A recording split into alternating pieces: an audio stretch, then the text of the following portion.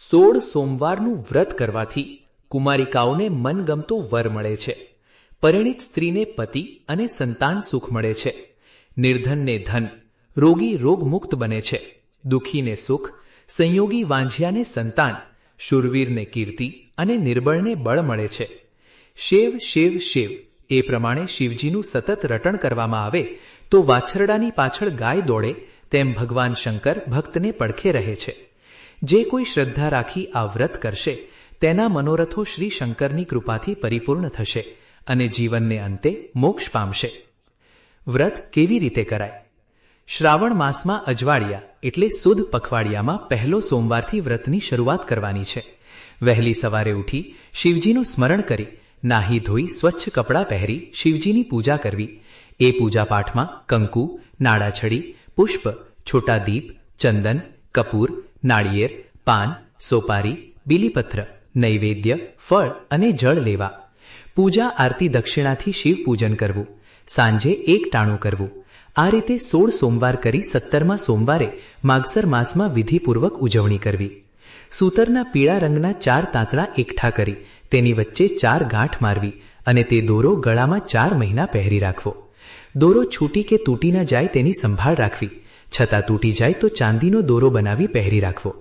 ઉજવણીમાં 1.25 સેર ઘઉંનો લોટ, 1.25 સેર તેઈ અને 1.25 સેર ગોળ લઈ લાડુ બનાવી.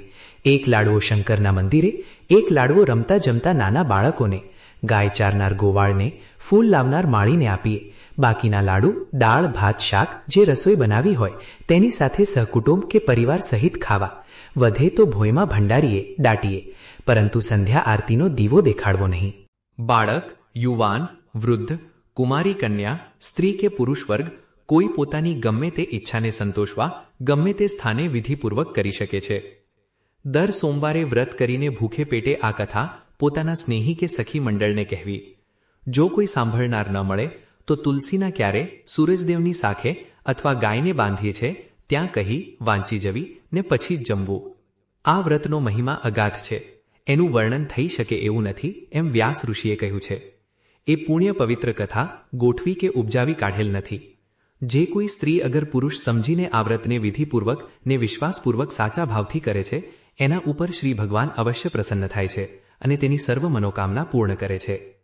આ વ્રતથી નિર્ધનને ધન, રોગીને આરોગ્ય, દુઃખીને સુખ, ચિંતાતુરને શાંતિ, વિયોગીને સંયોગ, વાંઝિયાને સંતાન, કુમારિકાને મનપસંદ પતિ, વેપારીને વેપારમાં પ્રગતિને નફો, નોકરને પગાર વૃદ્ધિ, દર્દીને આરામ અને કલશેમય જીવનથી કંટાળેલા મનુષ્યને અપાર શાંતિને સંતોષ મળે છે. ને કોઈ શ્રદ્ધા રાખી આ કથાનો પાઠ કરશે તેના તમામ મનોરથો શ્રી શંકરની કૃપાથી પરિપૂર્ણ થશે એમાં સંદેહ નથી. શ્રી 16 સોમવારની કથા. આ વ્રતનો આરંભ શ્રાવણ માસના પ્રથમ સોમવારથી થાય છે. આ દિવસે મહાદેવના મંદિરે જઈને પૂજન કરવું. પછી ઘેર આવીને આ કથા જાતે વાંચવી અથવા તો સાંભળવી. તે દરમિયાન વચમાં જય મહાદેવ એમ બોલ્યા કરવું. આ વ્રત કરનારને સુખ, શાંતિ અને તંદુરસ્તી મળે છે. ભારત દેશના જેવા પરમ પવિત્ર વિદર્ભમાં અમરાવતી નામનું શહેર હતું. શહેરના એક છેડે નિર્જન એકાંતમાં વર્ષોથી પ્રાચીન એવું પડી પાંગેલી દશામાં શિવનું એક મંદિર હતું. ભૂત પિશાચનો વાસ છે એવા વહેમના કારણે ત્યાં કોઈ પૂજા કે દર્શન કરવા આવતું પણ ન હતું. એ મંદિરમાં પાછળ કુદરતી રીતે જ ઉગેલી નાની ફૂલવાડી હતી. સતી પાર્વતીની ઈચ્છાથી સાક્ષાત શ્રી શંકર ભગવાને પૃથ્વી પર આવી વસવા માટે પોતાના નિવાસસ્થાન તરીકે આ એકાંત મંદિર પસંદ કર્યું હતું. એક વેળા આ મંદિરમાં એક એકાંત ભાગમાં શ્રી શંકર ભગવાન સતી પાર્વતી સાથે સોગઠ ખંભાજી રમવા બેઠા. બાજીનો રંગ બહુ જામ્યો. ત્યાં શરત ચૂકથી પાર્વતીની સોગઠી શંકર ભગવાને મારતા સતીએ ખીજવાઈને બાજી સમેટી લીધી. રિસાયેલી દેવીને મનાવવા શંકર ભગવાને બહુ પ્રયત્ન કરી જોયા પણ કેમે મનાયા જ નહીં. તે વખતે એક અજાણ્યો તપોધન એ મંદિરમાં ઉતર્યો હતો. તે બહુ જ ધાર્મિક ભાવનાવાળો હોય શિવ મૂર્તિને સ્નાન કરાવી પાસેથી વાડીમાંથી બીલીપત્રો અને ફૂલો ચૂંટી લાવી ભગવાનને ચઢાવતો હતો. શંકર પાર્વતીએ પણ એ તપોધનની સાચી ભક્તિ જોઈ એને સાક્ષાત દર્શન દીધા અને પૂજન કરવા બેઠો હતો. તેને ન્યાયાધીશ બનાવી પાર્વતીએ પૂછ્યું, સાચું કહે કે તપોધન, આમ ખરી રીતે કોણ હાર્યું? એ બ્રાહ્મણ આખરે પણ પુરુષ હતો એટલે શિવનો પક્ષ લઈ કહ્યું, માત, ખરી રીતે તો શંકર ભગવાન જીત્યા છે. ચોપાટ ફરીથી ઢાળવામાં આવી. ફરીવાર પાર્વતીજીની બાજી આણી પર આવી અને એમણે તપોધનને અગાઉની માફક જ પ્રશ્ન કર્યો, કહો જાઓ ભૂદેવ, હવે કોની જીત થઈ રહી છે? બ્રાહ્મણે ફરી શંકર ભગવાનના ડરથી જાણી જોઈને સતીની વિરુદ્ધ અને શંકર ભગવાનની તરફેણમાં કહ્યો, ભગવતી, શિવજી જીતે છે અને તમે હારો છો. મમતે ચઢેલા પાર્વતીએ અધૂરી બાજી સમેટી લઈ, બીજી ચોપોટ ઢાળીને પાસ નાખ્યા. સતીએ તે વખતે પેલા બ્રાહ્મણને પૂછતા એણે વળી શંકર ભગવાનનો પક્ષ કર્યો. તેમણે થોડીવાર બ્રાહ્મણને સાચું બોલવાની તક આપીને પૂછ્યું, પરંતુ બ્રાહ્મણ જાણી જોઈને જૂઠું બોલ્યો. સતી, તમારી હાર અને તમારા સ્વામીદેવ શંકરની જીત છે. તપોધનના આવા જૂઠાણાથી સતીનો ક્રોધ કાબૂમાં ન રહ્યો. સાક્ષાત શક્તિનો અવતાર એવી સતીનો ગુસ્સો, પછી પૂછવાનું હોય જ શું? એ જગતની જગદંબાએ આવેશમાં આવી જઈને અસત્યવાદી બ્રાહ્મણને શાપ આપ્યો. પામર જીવ, તું વિના કારણે 4 વાર જૂઠું બોલ્યો છે. તે મને ખોટી રીતે 4 વાર હારી કહ્યું છે. તારામાં ન્યાય માટે મૂકેલ મારા વિશ્વાસનો તે ભંગ કર્યો છે. તારા આખા શરીરે કોડ ફૂટી નીકળશે. તું લોહી પરુથી નીકળતો થશે. તારા શરીરના છિદ્રોમાં જીવતા કીડા પડશે. આ પછી તપોધન બહુ પસ્તાયો, પણ હવે કોઈ ઈલાજ ન હતો. એણે આંસુભરી આંખે અનુગ્રહ કરવા માટે હાથ જોડી શંકર ભગવાનની સ્તુતિ કરી, પરંતુ પાર્વતીના શ્રાપે આખે શરીરે તરત સફેદ કોડ ફૂટી નીકળ્યો અને તે જ ક્ષણે ભગવાન કૈલાસપતિ સતીને લઈ વૈકુંઠપતિને મળવા શિવાલય છોડી ચાલ્યા ગયા. પેલો તપોધન લોહી પરુથી નીકળતા શરીરે શિવાલયને આંગણે આપઘાત કરવા તૈયાર થયો. એવામાં ક્યાં સ્વર્ગની શાપ પામેલી એક સ્વરૂપવાન અપ્સરા પૂજા કરવા આવી. તેણે બ્રાહ્મણને તેની આવી દુર્દશાનું કારણ પૂછ્યું. બ્રાહ્મણે બનેલી તમામ બીના કહી સંભળાવી. એટલે અપ્સરાએ કહ્યું, મૂર્ખ બ્રાહ્મણ, એમાં બાળકની માફક આમ આપઘાત કરવાની કંઈ જરૂર નથી. હું સ્વર્ગેથી તારી માફક શાપ પામી આ પૃથ્વીલોકમાં પડી છું, પણ દર સોમવારે અહીં આવી ધ્યાનથી સોમવારનું વ્રત કરું છું. મારા લીધેલા આ વ્રતની સમાપ્તિ થતાં મારા શ્રાપનું આપોઆપ નિવારણ થશે અને પછી હું સ્વર્ગલોકમાં જઈ શકીશ. માટે મારું કહ્યું માને તો આજથી સોમવારના વ્રતનો આરંભ કર. તપોધને એને વિનંતી કરીને પૂછ્યું, બહેન, એ પવિત્ર વ્રતનો વિધિ કઈ રીતે કરવો, એનો મહિમા શું છે? અપ્સરાએ કહ્યું, તું અહીંથી ઉત્તર દિશામાં થોડે દૂર કૂવા પર અમરાવતી નગરીની કુમારિકાઓ પાણી ભરવા આવે છે. આજે સોમવાર છે એટલે ઘણી કન્યાઓનો ત્યાં તને મેળાપ થશે. એમને આ વ્રતનો વિધિ પૂછશે એટલે તેઓ જણાવશે. આટલું કહીને એ દેવી અપ્સરા મંદિરના અંદરના ભાગમાં ચાલી ગઈ. ખરું જોતા એ અપ્સરા નહીં, પણ અપ્સરાના રૂપમાં શંકર ભગવાને મોકલેલી દેવી શક્તિ હતી. તપોધનને પોતાને સાચો પસ્તાવો થયો. પછી અપ્સરાના કહેવા મુજબ તપોધને ઉત્તર દિશા તરફ ચાલવા માંડ્યું. દુઃખ દૂર થશે એ શ્રદ્ધાએ એનામાં હિંમત આવી અને અપ્સરાએ કહેલા ઠેકાણે પૂછતો તે જઈ પહોંચ્યો. ત્યાં કૂવાની પાસે કેટલીક નગરકન્યા પાણી ભરતી, માહોમાહે વાર્તાલાપ કરતી અને કેટલીક મહાદેવનું વ્રત ઉજવતી હતી. બ્રાહ્મણ એમની નજીક ગયો. ત્યાં તો તેના દુર્ગંધ મારતા અને સૂગ આવે એવા શરીરને જોઈ કન્યાઓ એનાથી ડરીને નાસી જવા લાગી. પણ જ્યારે અભાગી તપોધને આંખમાં આંસુ આણી કાલાવાલા કરી એમને જતી રોકી, નમ્રતાપૂર્વક પોતાની દુઃખી આત્મકથા ટૂંકાણમાં કહી સંભળાવી, ત્યારે તેમને તેમના પર દયા આવી. તપોધને તેમને પૂછ્યું, બહેનો, તમે આ વ્રત શા માટે કરો છો? એનો વિધિ અને મહિમા મને કૃપા કરી સંભળાવો. પેલી કુમારિકાએ કહ્યું, ભાઈ, આ વ્રત સ્ત્રી અને પુરુષ બધા હર કોઈ જગ્યા કરી શકે છે. વ્રત કરવાથી કુમારિકાને સારા પતિની પ્રાપ્તિ થાય છે. પરણેલી સ્ત્રીને પતિ અને સંતાનનું સુખ મળે છે. રોગીને આરોગ્ય, નિર્ધનને ધન, આંધળાને આંખ, પાંગળાને પગ, વીરને કીર્તિ અને ગરીબને વૈભવ મળે છે. જો માણસની દ્રઢ ઈચ્છા હોય તો કોઈ પણ સોમવારથી એની શરૂઆત થઈ શકે છે. નહીં તો પછી દિવાસો પછી શ્રાવણ માસના સોમવારથી તો ખાસ કરવું. આ વ્રતને દિવસે સૂરજ ઉગે પહેલા શંકરનું નામ દઈ ઉઠવું. કલેશ કંકાશ કર્યા વિના સ્નાન કરી પવિત્ર થઈ શ્રદ્ધાપૂર્વક પૂજા કરવી. એમની પ્રતિમાનો પુષ્પો ચઢાવવા. એમની સમક્ષ ઘૂપ કરી આ વ્રતની 16 સોમવારની કથા એના મહાત્મ્ય સાથે બને તો મોઢે ભણી જવી અથવા ચોપડીમાંથી એક ધ્યાનથી વાંચી જવી. જો કોઈ સાંભળનાર હોય તો તેને કહેવી. સાંભળનારે વચ્ચે મહાદેવજી એમ બોલ્યા કરવું. પૂજા કરવામાં 16 પ્રકારના સાધનો કયા છે? એ 16 પ્રકારે ભગવાન શંકરની યથાવિધિ પૂજા કરી એમને પ્રસન્ન કરવા. સમી સાંજ સુધી કાંઈ ખાવું નહીં. તે પછી અડધો શેર લોટ લઈને તેની 3 ભાખરી બનાવવી. તેને શેકીને ભાંગી નાખી તેમાં ગોળ ઘી નાખી તેના લાડુ કરી ભગવાનના પ્રસાદ તરીકે આરોગવવો. મીઠા વગરનું એટલે મોળું અનાજ ખાવું. ટૂંકમાં આ વ્રત અઠવાડિયામાં એક જ દિવસ અને દર સોમવારે કરવું. લાડુ, શીરો, રોટલી, ભાખરી વગેરે બીજું કંઈ ખાવું નહીં. આ રીતે લાગડ 16 સોમવાર સુધી અખંડ વ્રત કરવું. એ 16માંથી એક પણ સોમવાર ભૂલે ચૂકે તૂટવો કે પડવો ન જોઈએ. અને ભૂલથી તોડે તો એ વ્રત ભંગ થયું સમજી ફરી એકડે એકથી શરૂઆત કરવી. જ્યારે અખંડ સોમવારે આ વિધિ પ્રમાણે પરિપૂર્ણ થાય અને 17મો સોમવાર આવે ત્યારે 5 શેર ઘઉંનો લોટ લઈ તેની ભાખરી બનાવી તેને શેકી તેમાં પ્રમાણસર ગોળ અને ઘી નાખી ચૂરમું તૈયાર કરવું અને ત્રીજા ભાગનું ચૂરમું ભગવાન શંકરને નૈવેદ્ય તરીકે ધરવું. શંકરની પૂજા કર્યા પછી બીજો ભાગ પ્રસાદ તરીકે લાવી પોતે સકુટુંબ આનંદથી આરોગી આ વ્રત શ્રદ્ધા અને ભક્તિપૂર્વક પરિપૂર્ણ કરવાથી પ્રત્યેક મનુષ્યની ધારેલી ધારણા સફળ થાય છે. વખત બહુ વીતી ગયું. ડોશી ઘેર ચાલી ગઈ. કુમારિકાઓ પણ બેડા માથે મૂકી સૌને ઘેર ચાલી ગઈ.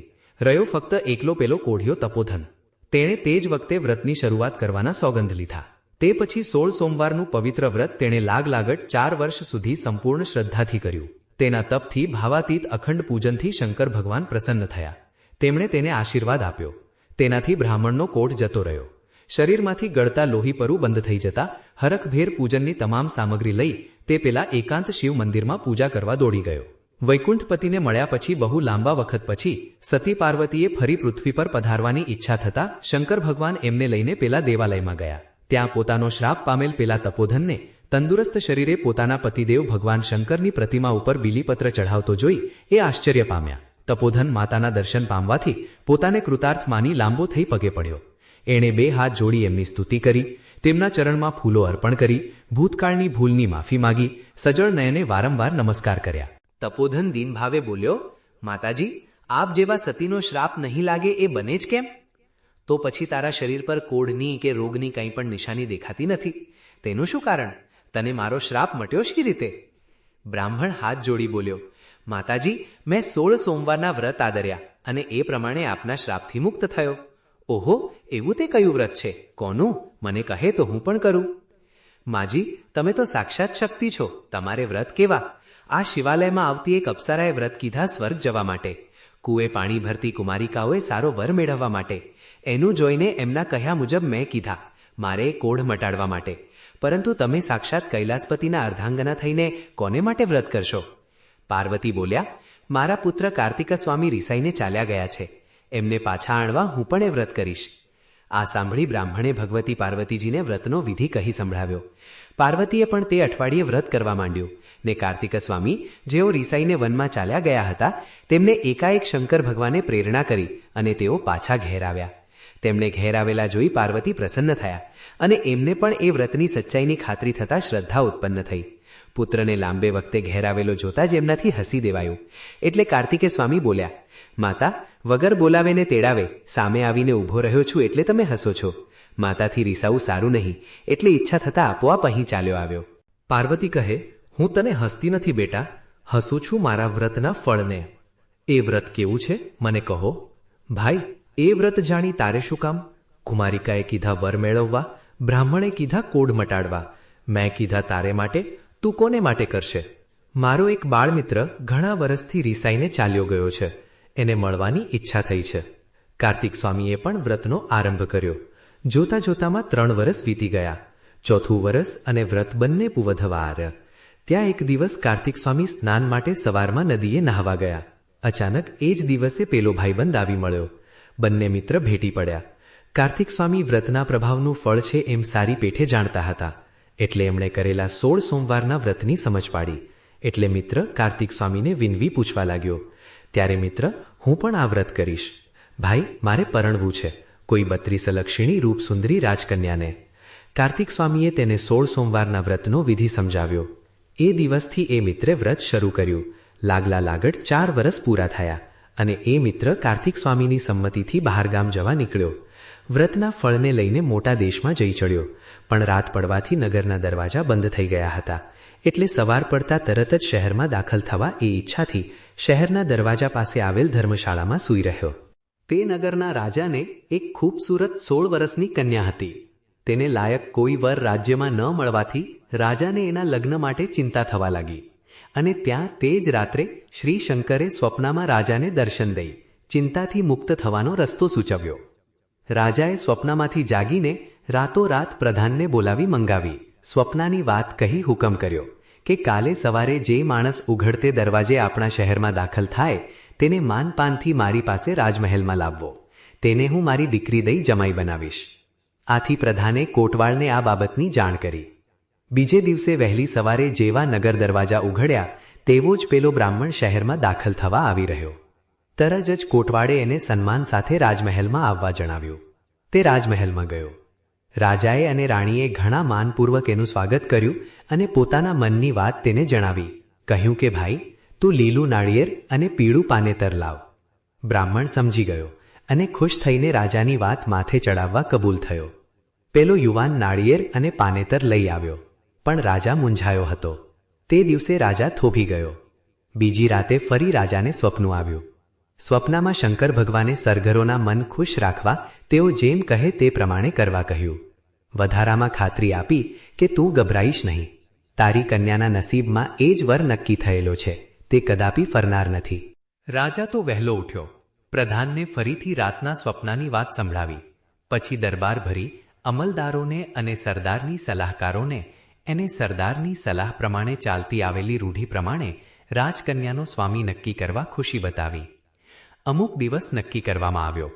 તે દિવસ સુધી પેલા ભાગ્યશાળી યુવકને રાજ્યના મહેમાન તરીકે ઉતારો મળ્યો. એ દરમિયાન રાજકન્યાને પણ એની એકાંત મુલાકાત થઈ. બંને વચ્ચે પવિત્ર સંબંધ જોડાયો. પછી લગ્નનો દિવસ પાછો આવ્યો. તે દિવસે સોમવાર હતો.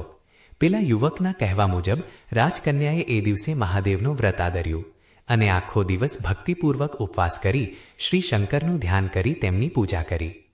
લગ્નોત્સવ ખૂબ ધામધૂમથી પેલા નવયુવક સાથે ઉજવાયો અને કન્યાદાનમાં રાજાએ એને સારી જેવી જાગીર અને સંપત્તિ આપી. એમ મહાદેવના વ્રતના પ્રભાવે કાર્તિક સ્વામીના મિત્રની મનની ઈચ્છા પણ પૂરી થઈ. બોલો જય મહાદેવ, ભોળા શંભુ.